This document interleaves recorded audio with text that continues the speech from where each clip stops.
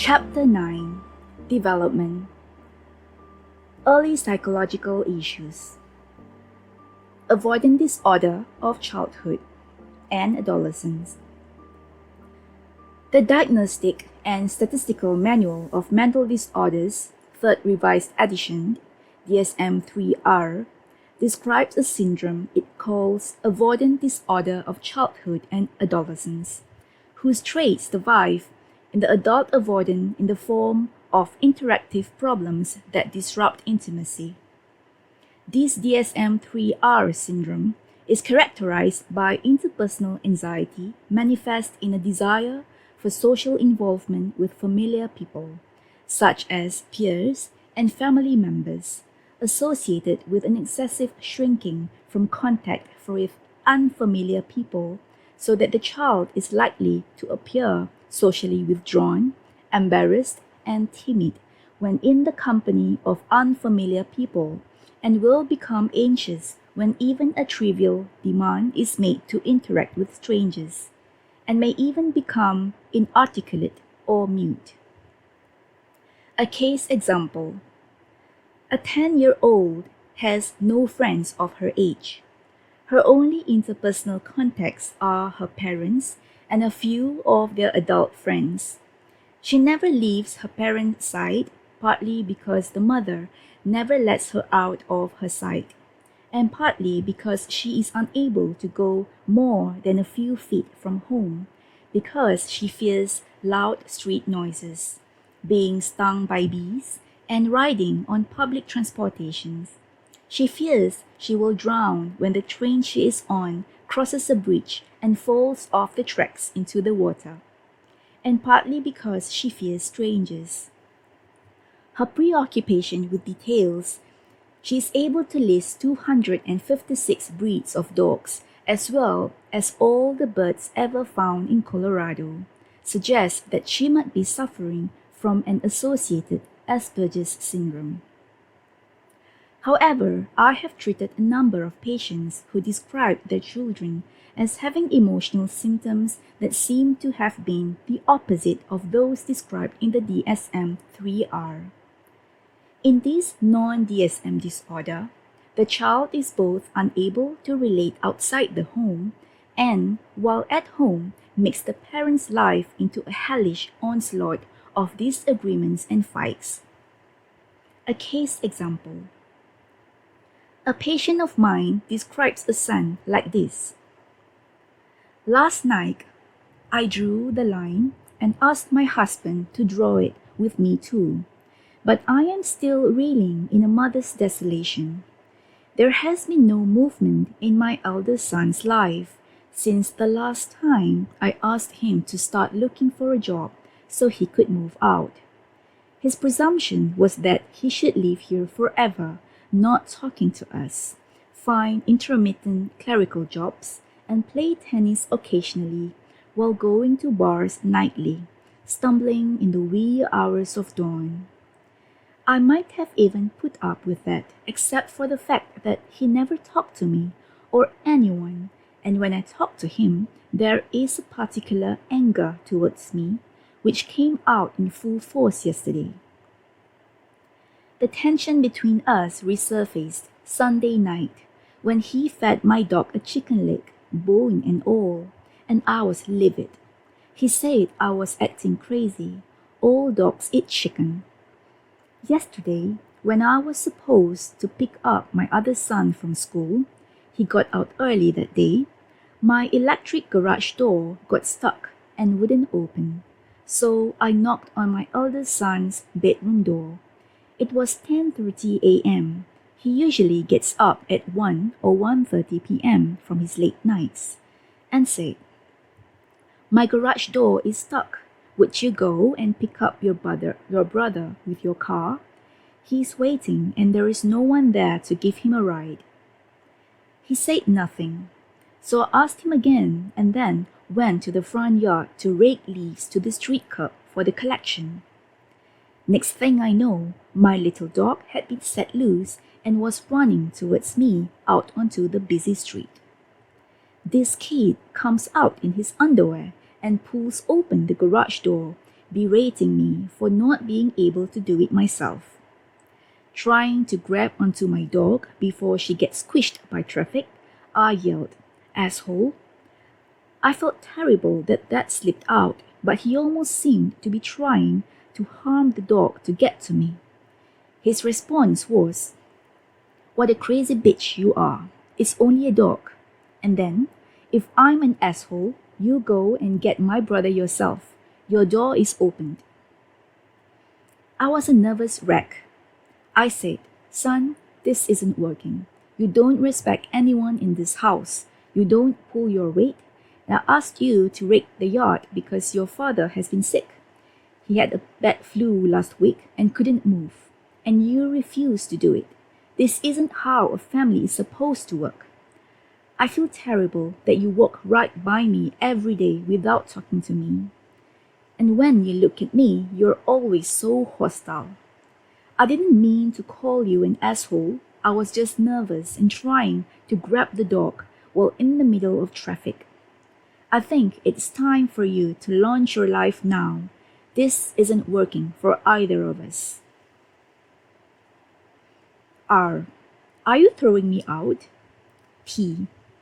I told you before, you can stay until you have a steady job, providing you work towards getting one, and in the meantime, you either pitch in with the chores or pay rent and treat all of us like we are human beings. You don't need to be partying every night and staying in bed till 1 p.m. every day when you could be looking for a job. R. What do you think I want to be? A hermit like you? A 45-year-old loser with no friends, no job, who sits on her ass all day in front of a sewing machine? T. Is this what you think of me after I spent my life loving and caring for you? R. You never did a thing for me except get on my back. You have 3 kids who hate your guts. Do you think that's us, or could it be you? I called my husband and said, "As hard as this is, we need to be on the same page about it."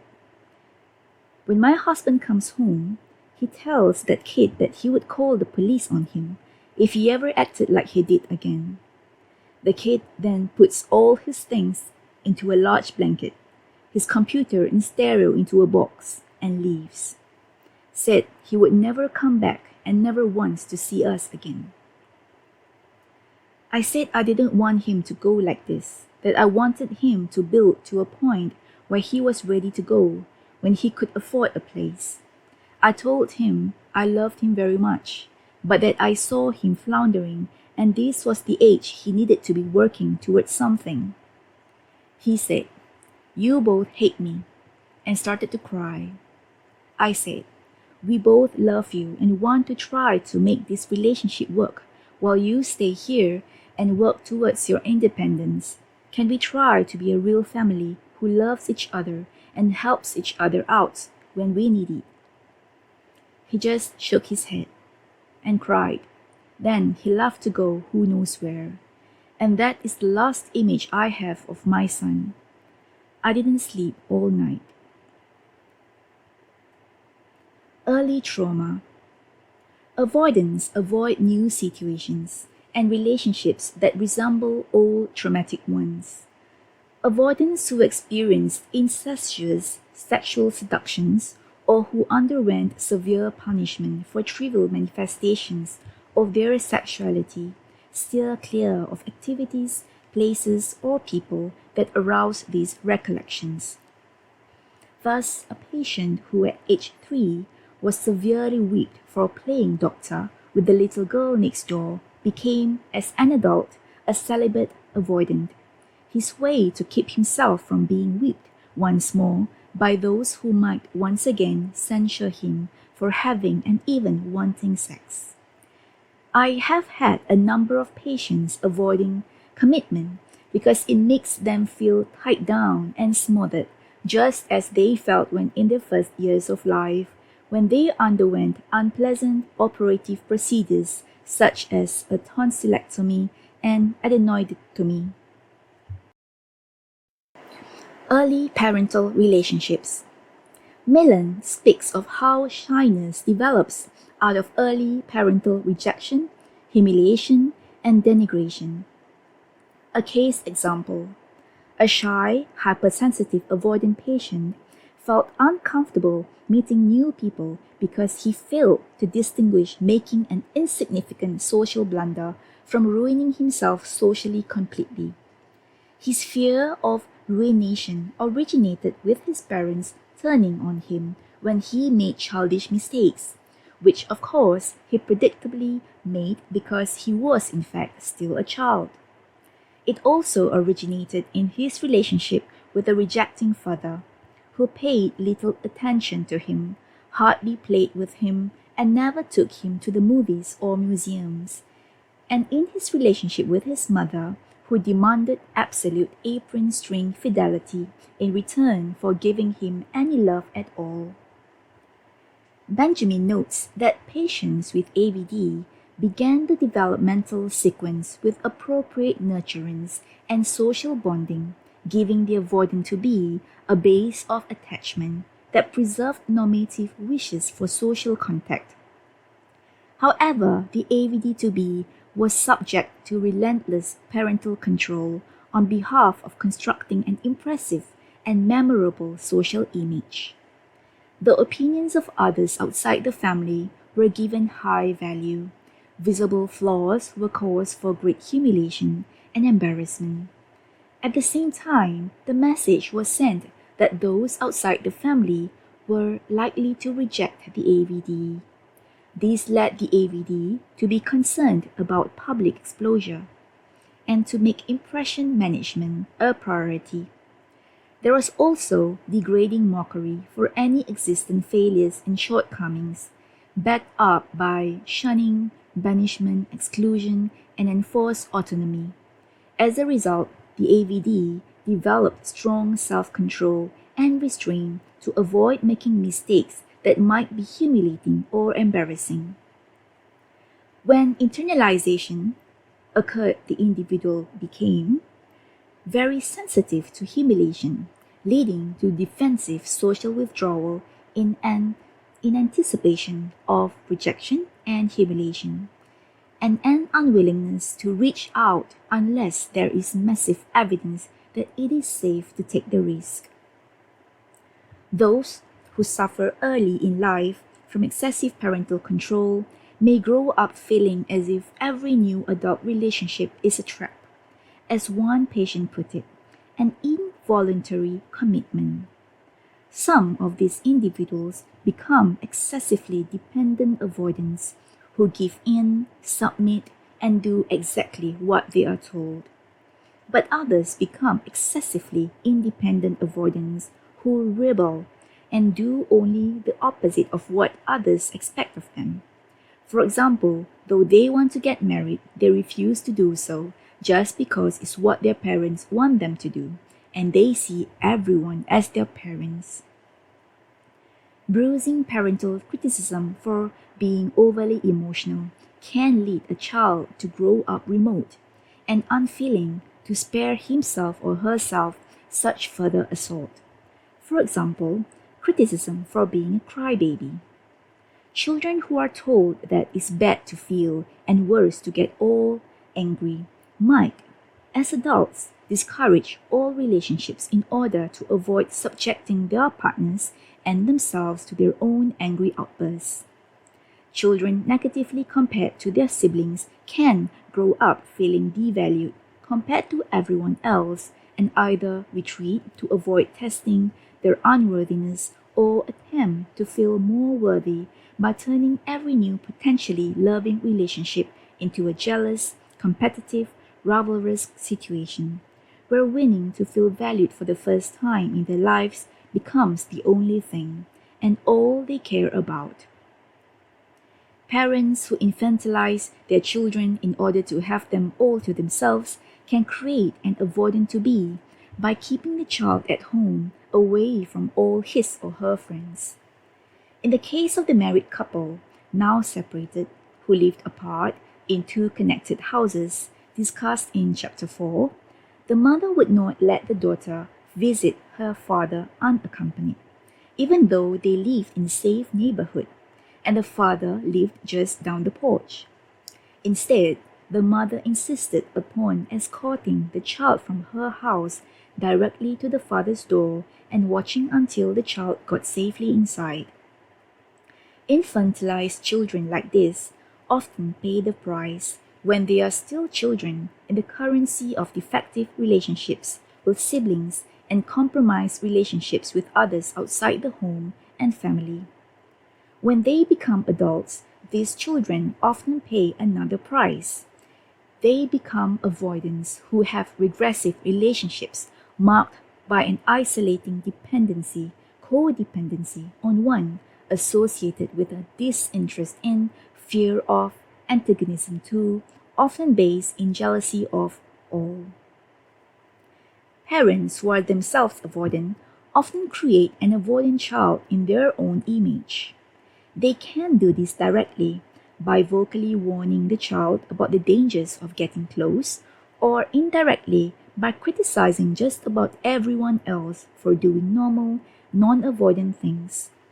In one case, parents who vocally criticized their own friends' small indulgences, such as having cocktails each evening before dinner, helped create a child who avoided others because she believed that there was something evil about getting together with people, having a drink or two, and just enjoying oneself.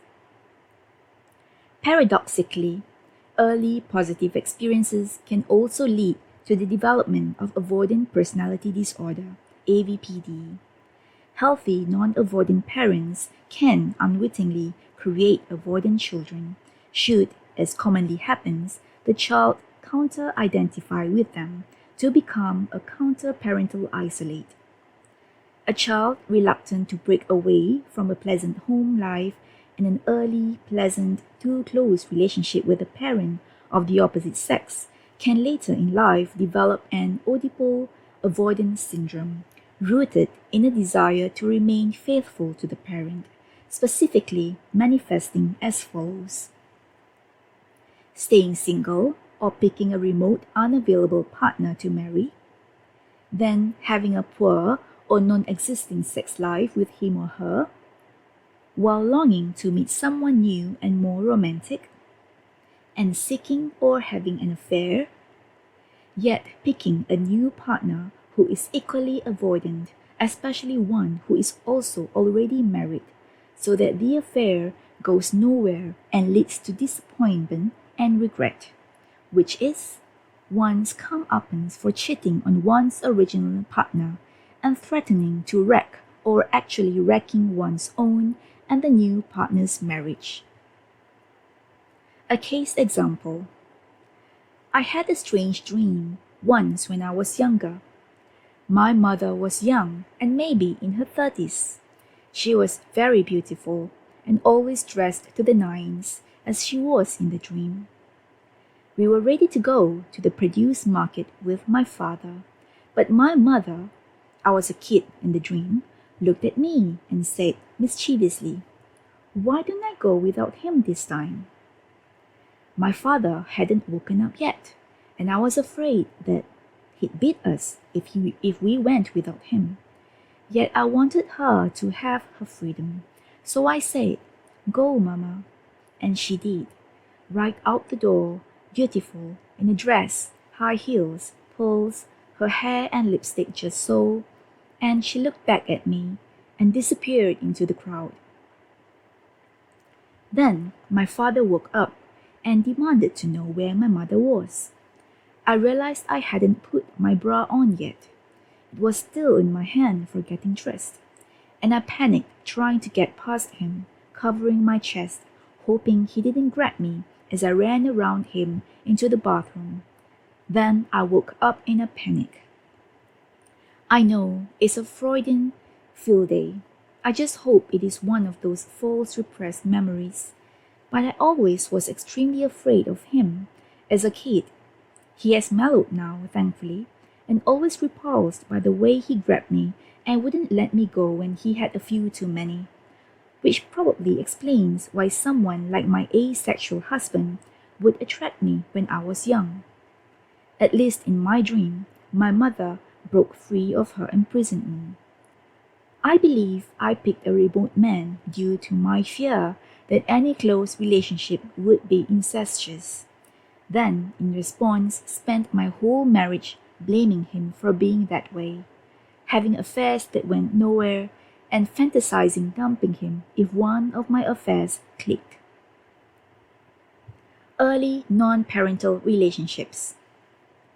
Rosenthal in the New York Times describes studies that show how the early interplay between young siblings exerts a powerful lifelong force, as people keep the relationships they had when they were young, such as rivalry or bossiness, coloring all their interactions in the adult world. Additionally, peers, teachers, entertainers, religious leaders, and the medical profession encourage avoidance directly or through the media by word and or deed. Millen emphasizes the role played by peer group ridicule in the development of AvPD. The media have a pro-avoidant effect on the adolescent when they extol the benefits of Zen withdrawal and do-your-own-thing philosophies that overstress the importance of freedom, independence, and individuality, while by implication fully condemning that submission and de-individuation necessary to form close, loving relationships. Religious leaders who are excessively moralistic and therapists who encourage and maintain avoidance through long, drawn-out, harsh therapeutic regimens meant to ready the patient for having a full life that never comes, also belong in the category of gurus, whose so-called expertise in fact involves expertly encouraging avoidance. Biological factors. Ballinger views avoidance as a way to deal with anxiety or panic attacks that appear when a brain alarm system fires too easily, so that the patient responds to the events of everyday life with excessive anxiety. In some individuals, shyness is the product of constitution or temperament. Millen refers to a genetic or hereditary interpersonal aversiveness displayed in early hyperirritability, crankiness, tension, and withdrawal behaviors in easily frightened and hypertense babies who are easily awakened, cry, and are colicky, and who rarely afford their parents much comfort and joy, but who rather induce parental weariness, feelings of inadequacy, exasperation, and anger, accompanied by parental rejection and deprecation. Millen speculates that anatomical and aversive center of the limbic system and hormonal biochemical factors, excess adrenaline and rapid synaptic transmission, might account for this genetic interpersonal aversiveness.